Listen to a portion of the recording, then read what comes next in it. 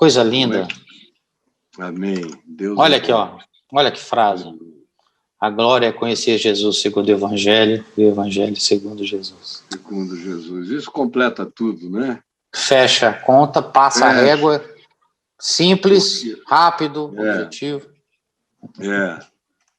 Porque muito bom. Eu estou aqui com gente cristã me assistindo, a maior parte são cristãos, de qualquer que seja a faceta cristã, ou a faceita cristã, tanto faz. Faceita. E aí, eu quero que todo mundo acorde para o fato de que existem alguns bilhões, talvez até 2 bilhões, 2 bilhões e meio, que conhecem o nome Jesus, o nome. No meio desses existem alguns milhões que conhecem a pessoa de Jesus com mais clareza, segundo o Evangelho. E no meio desses milhões existem alguns milhares na Terra que tiveram experiências profundas com Jesus e sabem Jesus em seus corações. No entanto, a grande maioria dos que conhecem o nome Jesus, mas é a maioria esmagadora, não conhece Jesus segundo o Evangelho, conhece Jesus segundo Constantino, segundo... Alguns conhecem segundo os pais da igreja, alguns conhecem segundo o catecismo que adotaram da seita ou da denominação ou do grupo religioso ao qual pertençam, que confessem determinadas fés, que produzem determinadas práticas que são comprometidas com a fé que abraçaram e que precisam ser cumpridas como revalidação dos significados da fé da pessoa, mas sem muita consciência ou sem consciência nenhuma. Tem gente que decora, tem gente que tem boa memória, tem gente que já aprendeu que aquilo é socialmente cortês, é socialmente gentil, você parar de brigar com religião, e especialmente quando você convive com pessoas de uma religião que não sejam perturbadoras, não sejam dessas que ficam te perturbando, que você ou declara independência ou morte, mas de preferência independência, tem que sair correndo num cavalo, num jegue, numa mula, em qualquer coisa, ou até de 4, mas vai embora. Gente que já aprendeu que se pode conviver de maneira civilizada. Não precisa haver essa guerra, mas não sabem mesmo quem é Jesus. Eu vejo pelas barbaridades que eu escuto de gente muito boa. Gente que está no que a gente chama de estar na igreja, gente que a gente chama de gente que conhece o Evangelho, cara sem saber nada do Evangelho.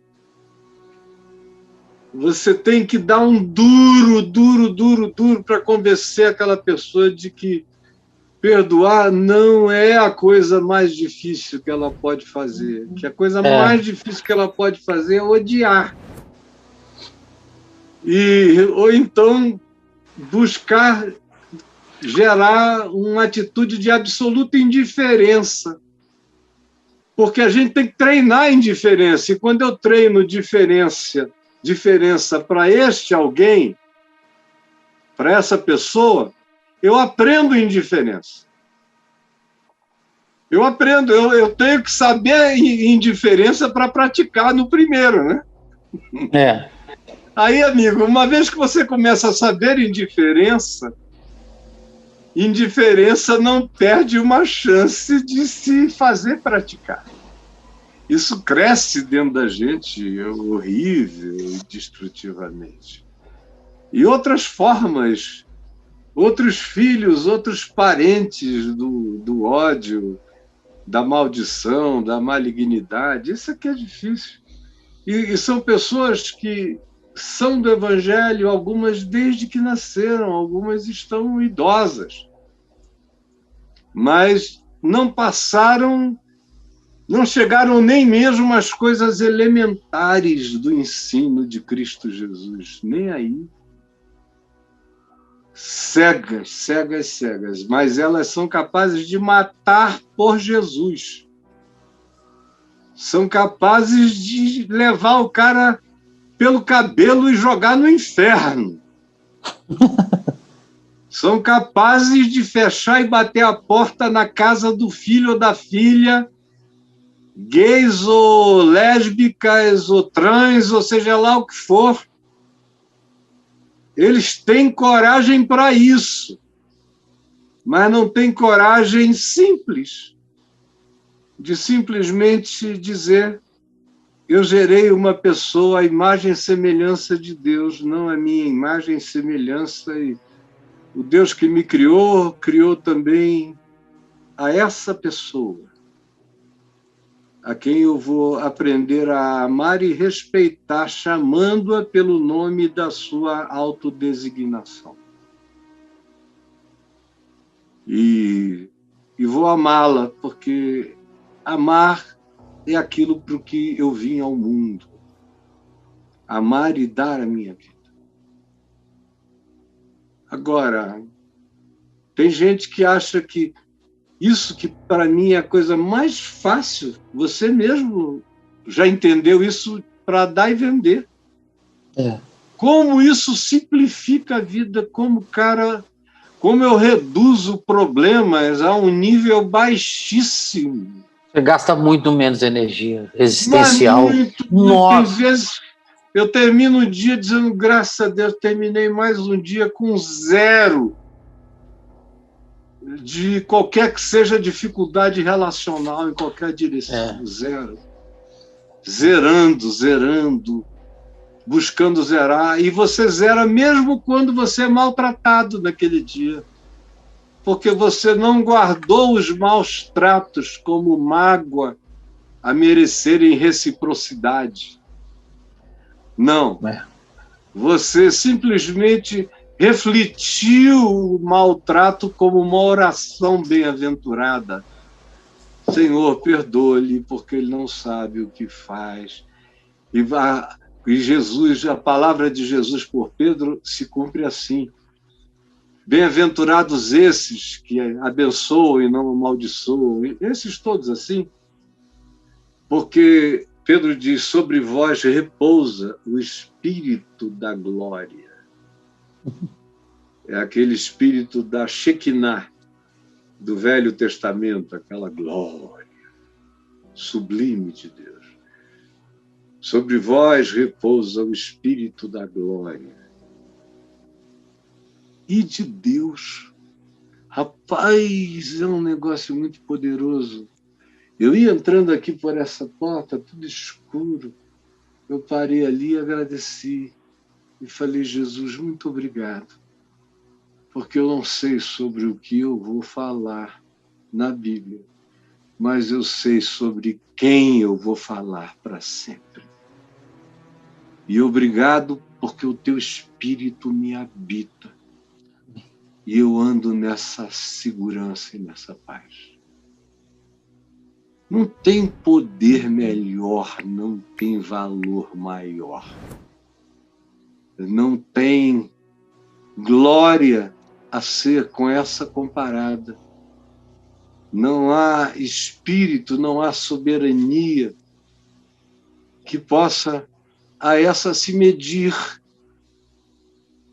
Porque é Deus habitando com os quebrantados, com os humildes, com os entregues, com os que não duvidam, porque sabem que a sua dúvida é na presença de Deus, é duvidar conversando com Deus, com aquele que nos ensina que quando nós nos arrependemos, é porque nós já estamos perdoados. Aí, meu amigo, Aí é outra compreensão que se produz na gente. Maravilhoso. Aí Inclusive, viver passa a ser fácil. é. Porque eu vejo, já teve gente que me perguntou o que Jesus queria dizer com eu vim para que tenham vida e vida em abundância. Aí o cara pobre fica ouvindo aí nas igrejas da prosperidade, não são hoje mais neopentecostais, nem as pentecostais, os pastores da prosperidade hoje estão presentes em igrejas batistas, presbiterianas, em tudo que é lugar também. Não são maioria, mas estão por aí também.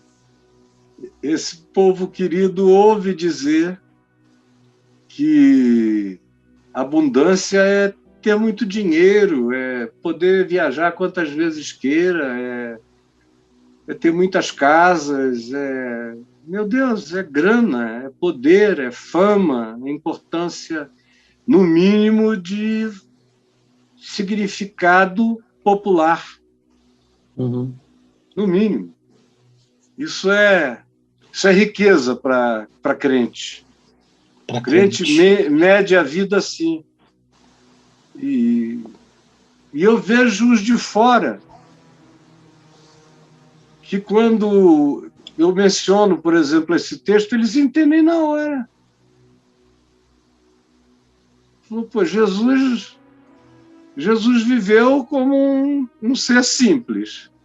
Andou com gente simples. Morreu como um condenado. Ressuscitou sem publicidade. E só é crido por quem tem coração simples. Então, pelo amor de Deus. A conta não fecha, né, cara? É a antítese então, dessa vontade. Tudo. Então, o que é? O cara entende na hora que vida em abundância é vida cheia de amor. Primeira coisa que as pessoas de fora dizem, isso deve ser vida cheia de paz. É a primeira coisa que as pessoas falam em paz. Depois elas falam em amor. Depois elas falam em esperança. Uhum. Depois elas falam em fé. Gente de fora, gente que não está viciada em igreja. Quando você fala, Jesus veio para que a gente tenha vida e vida em abundância. O que você acha que isso significa? Pergunte à pessoa. Você sabe como Jesus viveu, o que ele ensinou? Se você sabe, pense no que isso significa para Jesus. Ele falou isso para a gente. O que isso significava para ele? Vida para ele era isso que eu expliquei hoje aqui.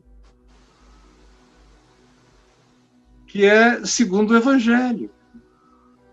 E morrer para ele não é ser assassinado, não é ser morto. Morrer para ele é escolher uma existência sem a vida de Deus abundando em você. Isso é a escolha dos morrentes. Foi por causa desses que ele disse: deixem os mortos sepultarem os seus próprios mortos. Mas quanto a ti, vai e prega o reino de Deus. Braulinho. Maravilhoso, maravilhoso. E você falou isso e a frase está aqui no Insta, olha.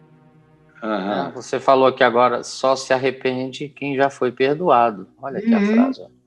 Foi puxada só se arrepende semana quem já passada. Foi perdoado. Tá aqui, ó. Aleluia.